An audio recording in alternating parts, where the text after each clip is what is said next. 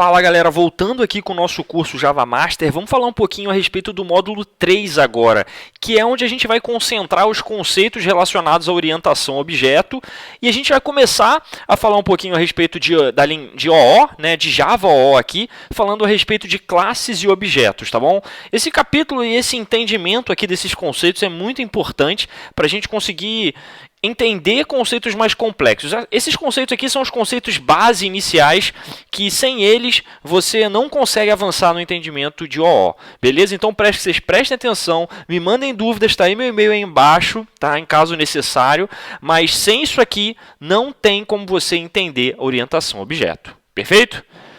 Beleza, vamos começando então a falar de OO, de orientação a objeto, e a gente vai começar a falar de paradigma de programação para entender disso.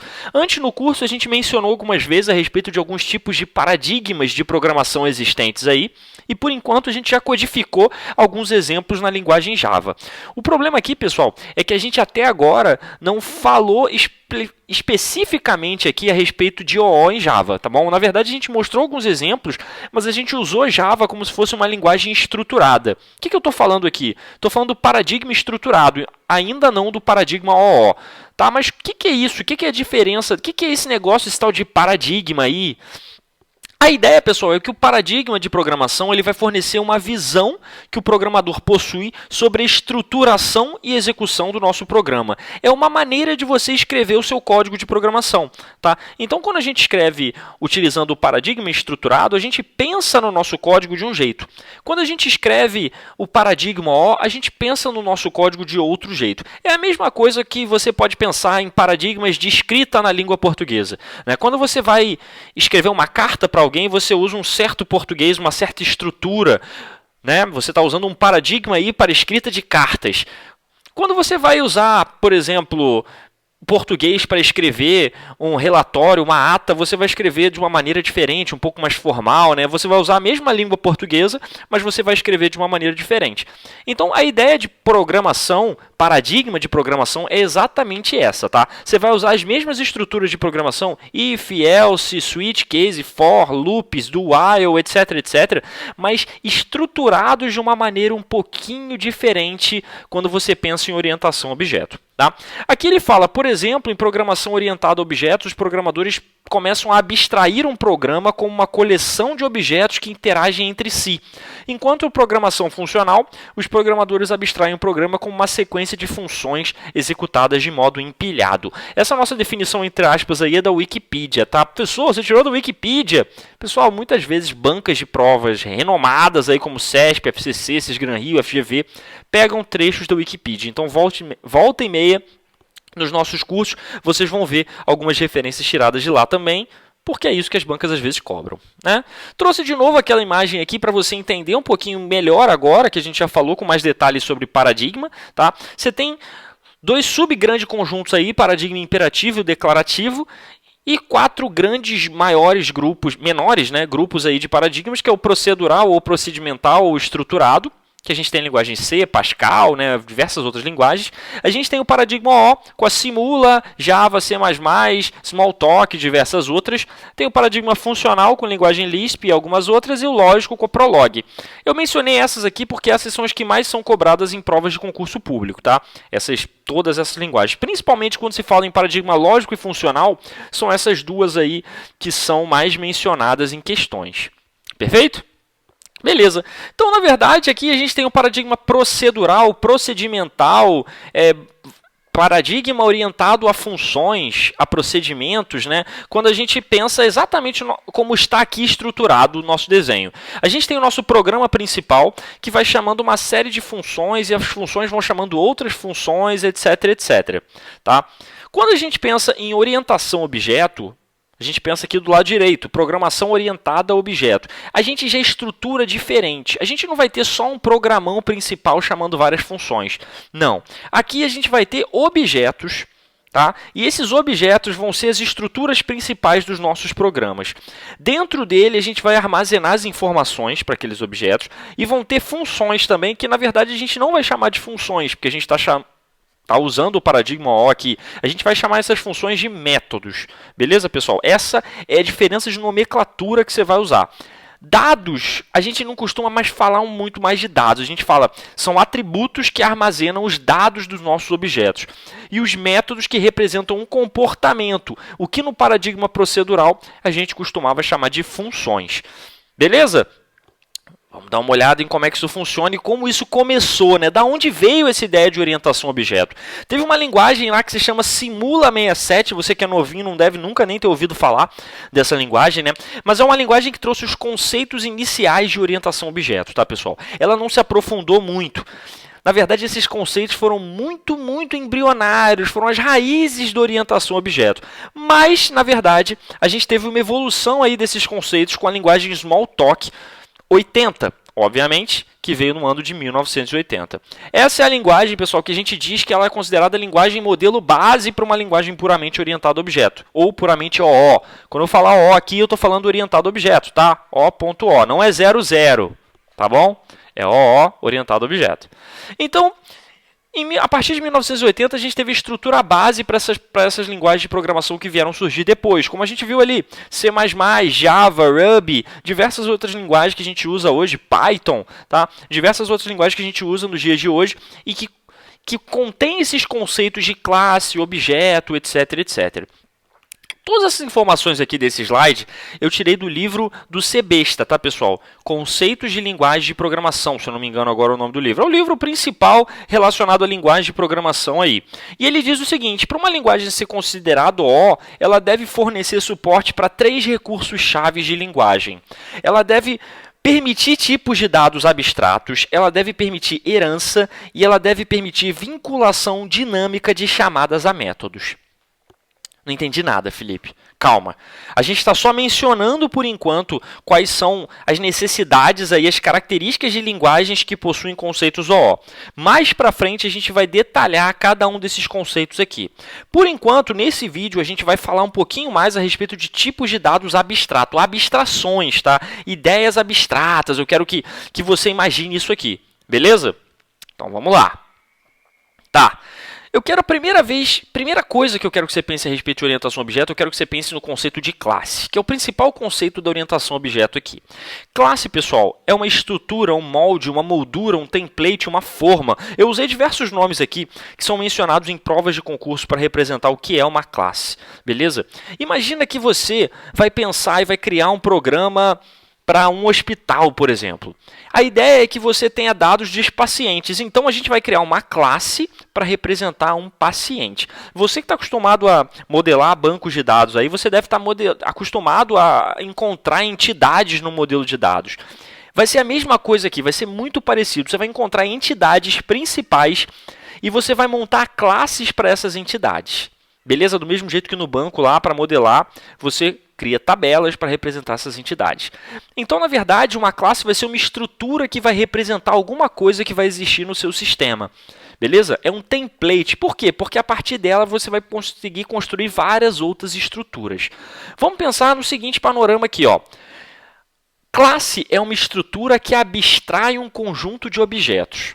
Ora, imagina que você tem um paciente João, Maria, José, Ricardo, Rodrigo, etc, etc. Você vai pensar em criar uma classe paciente que vai ter atributos e métodos que você vai usar para todos esses pacientes João, Ricardo, Maria, etc, etc. Beleza? Essa é a ideia da classe. É uma abstração, tá, pessoal? Uma abstração que representa um conjunto de objetos que possuem algumas características semelhantes. Ou seja, todos os pacientes, Felipe, eles têm que receber medicamentos. Todos eles têm nome, CPF, têm altura, têm peso. Beleza? Então, eles vão representar e vão definir o que esses pacientes têm e o que eles podem fazer. Beleza? Aqui mais para frente você vê, ó, uma classe define o comportamento dos seus objetos através dos métodos, que a gente já falou antes, né? E os estados possíveis desses objetos através dos seus atributos.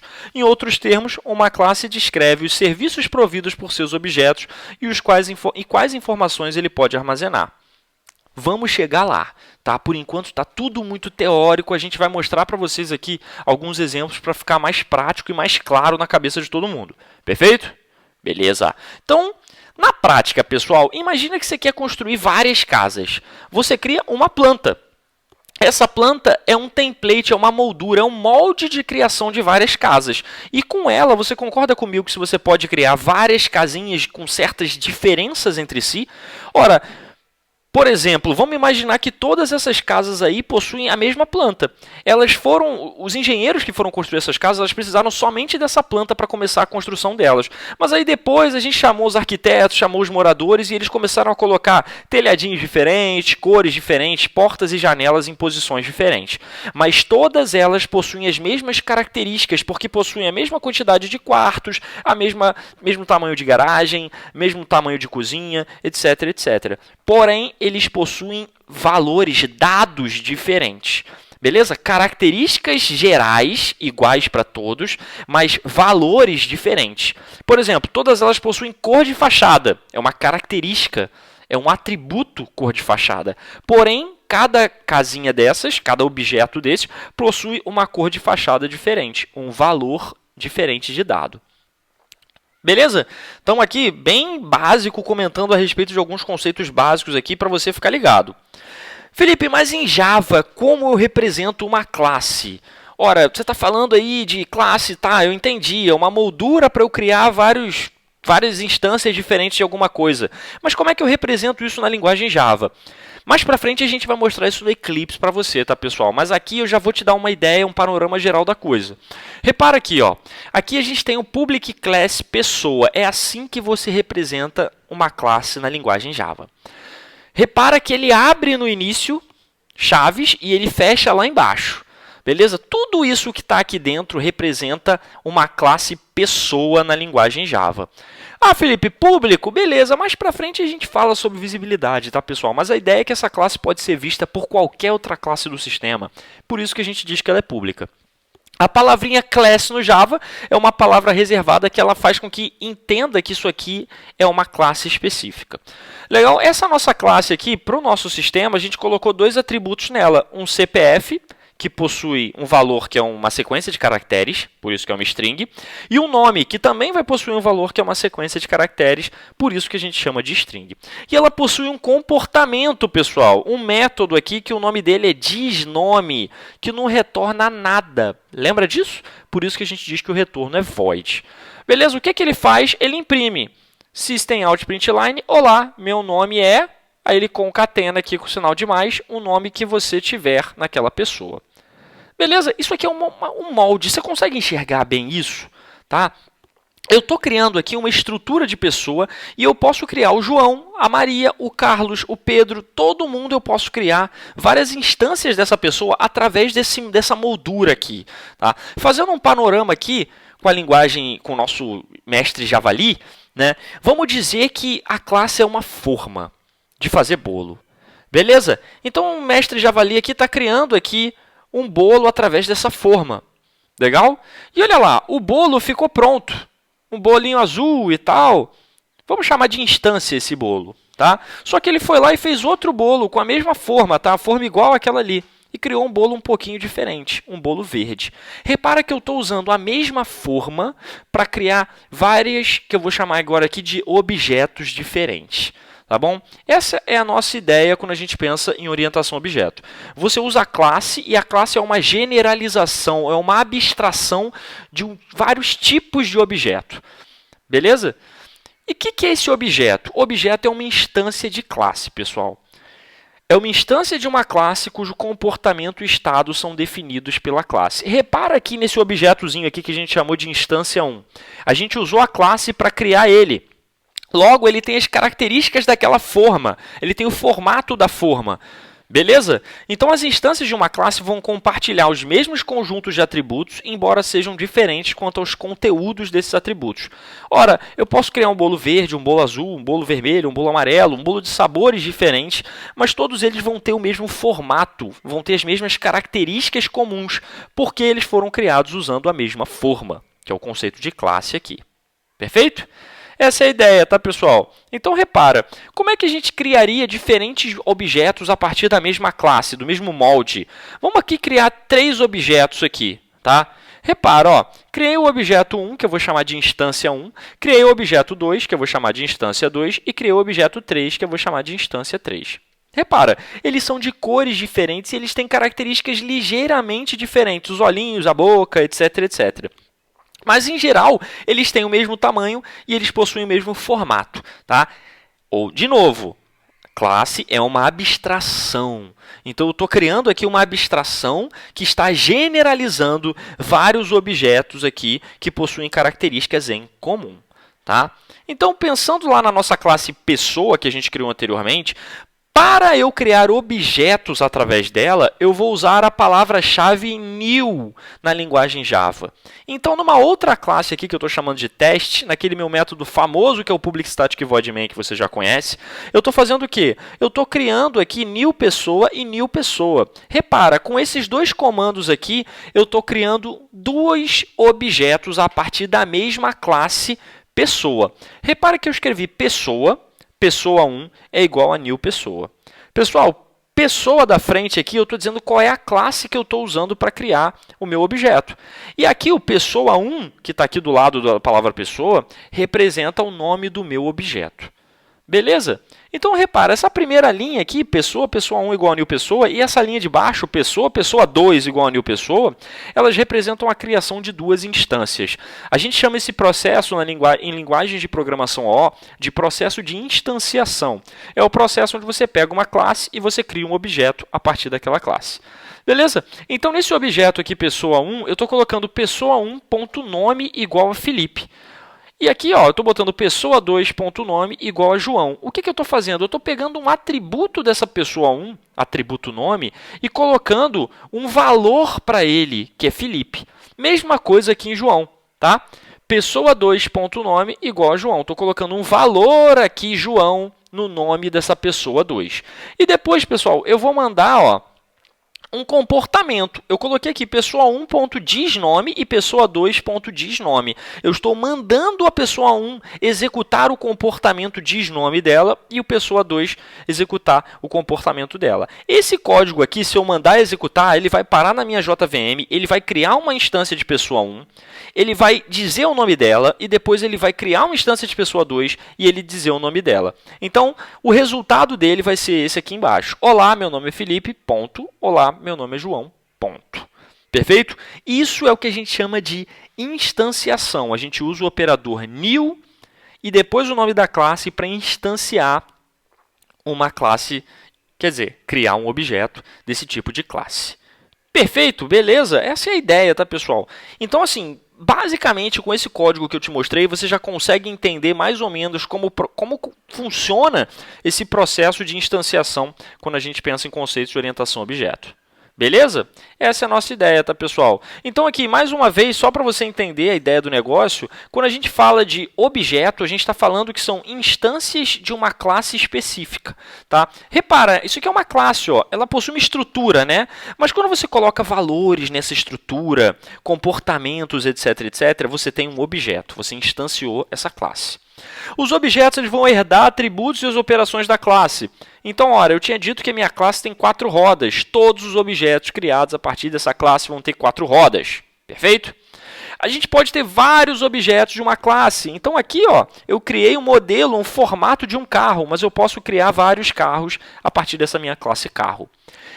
E eu posso dizer também que cada objeto possui um identificador único que não varia durante a execução do sistema. A gente chama esse conceito aqui de Object ID, ou ID. Tá? Isso aqui é uma coisa interna. Para a gente aqui, na prática de linguagem de programação, isso não é tão usado.